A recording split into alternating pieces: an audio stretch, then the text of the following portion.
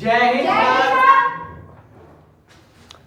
जय हिंद बच्चों, इसमें आप लोग महामना इंस्टीट्यूट के यूट्यूब चैनल से जुड़े हुए हैं और इस चैनल में मैं आप सबका स्वागत करता हूं। आज हम लोग क्लास 10th से बीएससी मैथमेटिक्स के 15th चैप्टर और ये है प्रोबेबिलिटी के एक्सरसाइज 15.1 के क्वेश्चन नंबर 23 को देखने जा रहे हैं। क्वेश्चन नंबर 23 को ध्यानपूर्वक देखें। ये सब महत्वपूर्ण क्वेश्चन हैं और थोड़े से लेंदी हैं, ध्यान देना होगा आपको।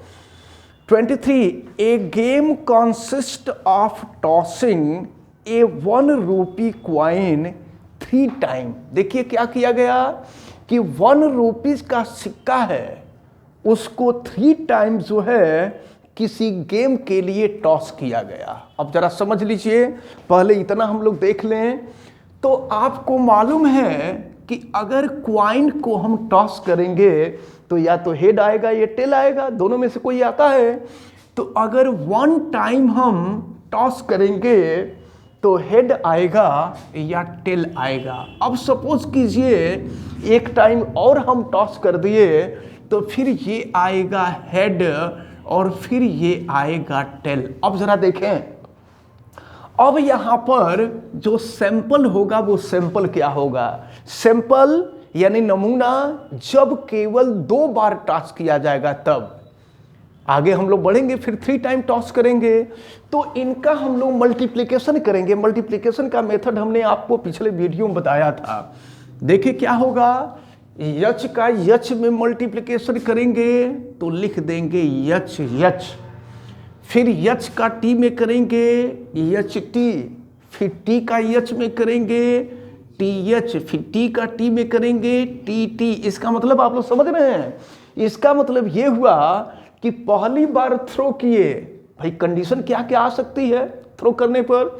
तो पहली बार हम थ्रो किए तो हेड आया और दूसरी बार थ्रो किए तो भी हेड आ गया। फिर पहली बार थ्रो किए तो हेड आया, दूसरी बार में टेल आ गया।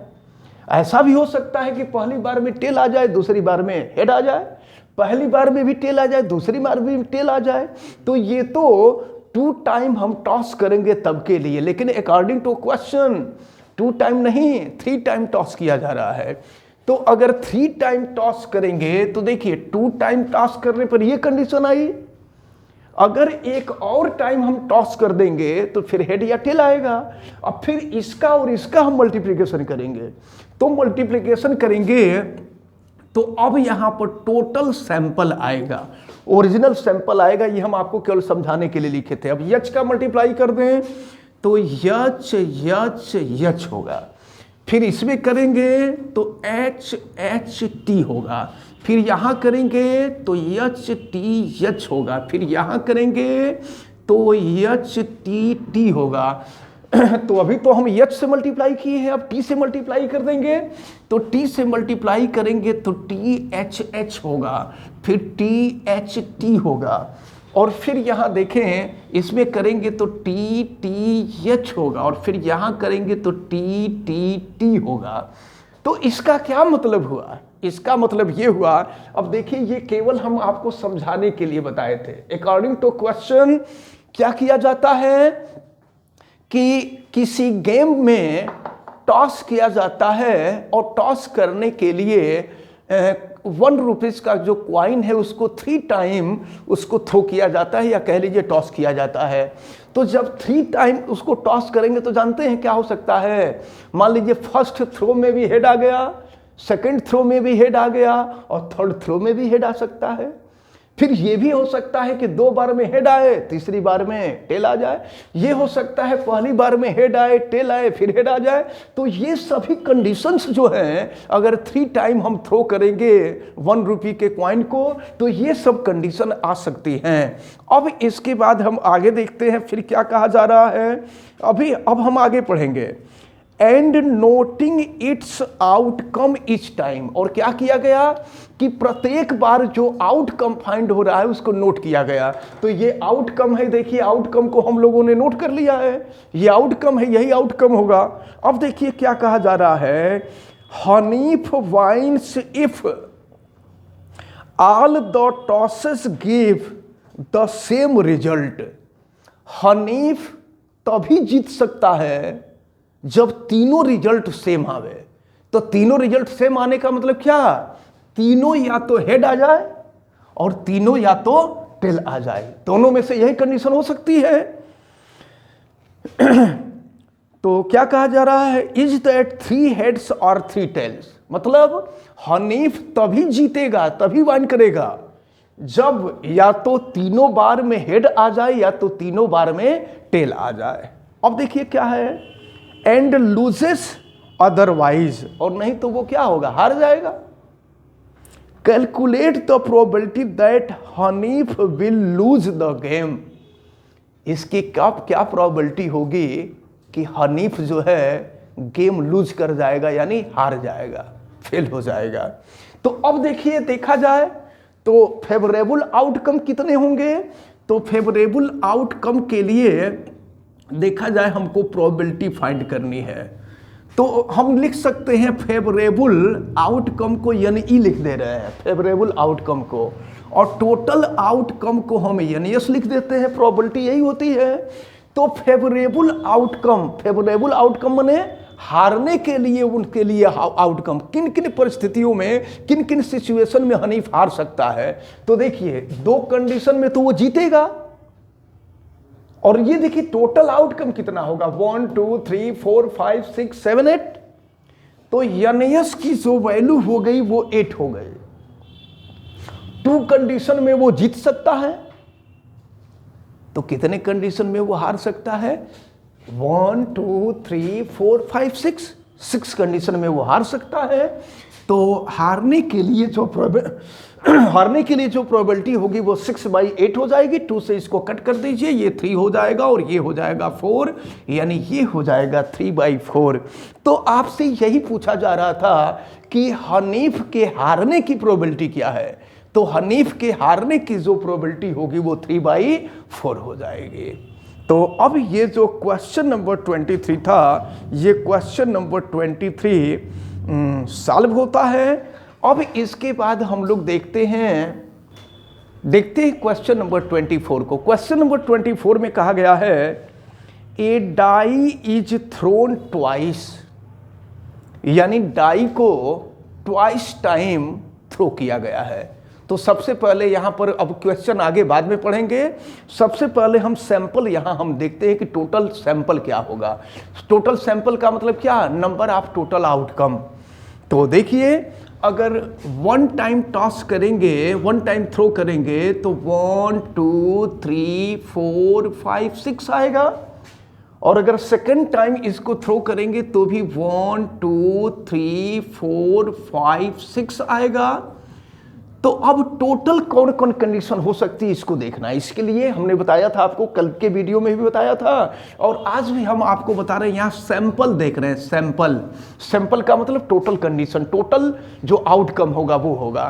तो चलिए 1 से मल्टीप्लाई करेंगे पहले, तो ये हो जाएगा आपका 1 1, फिर 1 2, फिर 1 3, 1 4, 1 5, 1 6, फिर 2 से करिए मल्टीप्लाई, ये हो जाएगा 2 1 2 2 2 3, और फिर ये है आपका 2 4, फिर आगे बढ़ते हैं, ये हो गया 2 5, फिर हो गया 2 6 हो गया।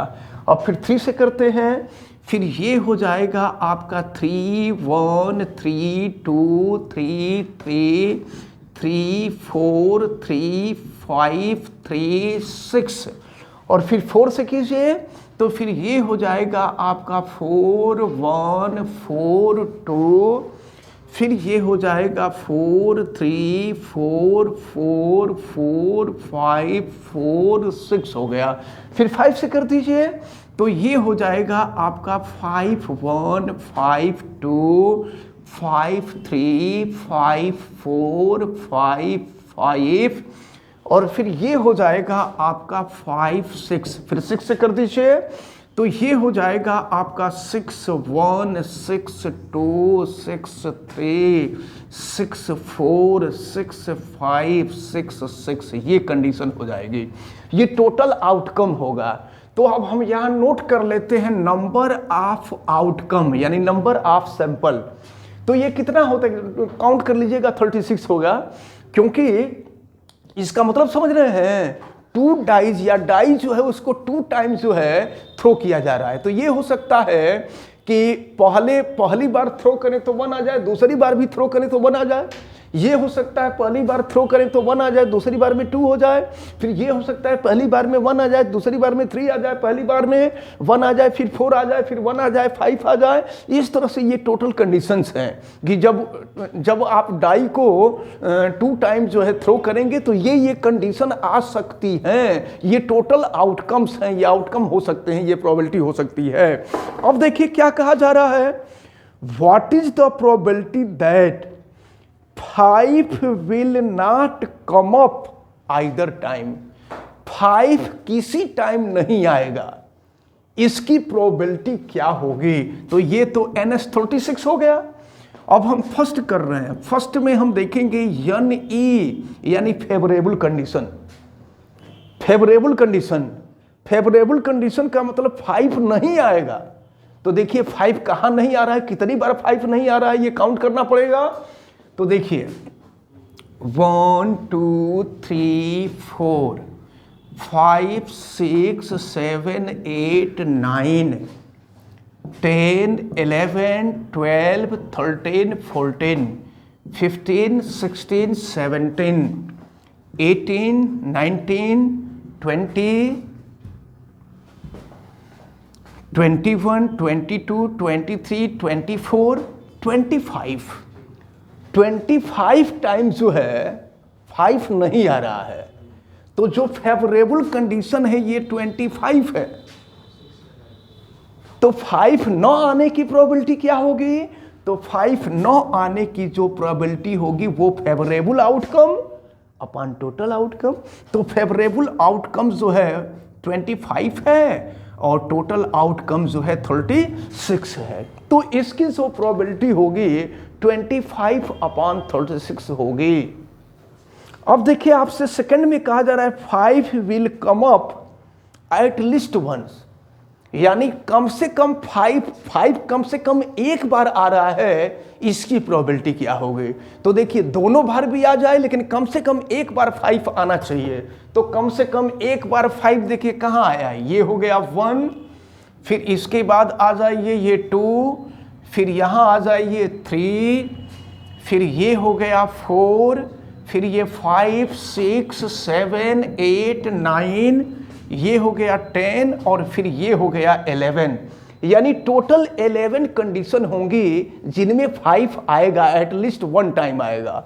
तो टोटल यहाँ पर फिर प्रोबेबिलिटी आप फाइंड करेंगे तो जो फेवरेबल आउटकम होगा वो 11 हो जाएगा और टोटल जो आउटकम है वो 36 हो जाएगा। तो ये फर्स्ट कंडीशन के लिए प्रोबेबिलिटी 25 अपॉन 36 और सेकंड कंडीशन के लिए जो प्रोबेबिलिटी है वो 11 अपॉन 36 हो जाएगा।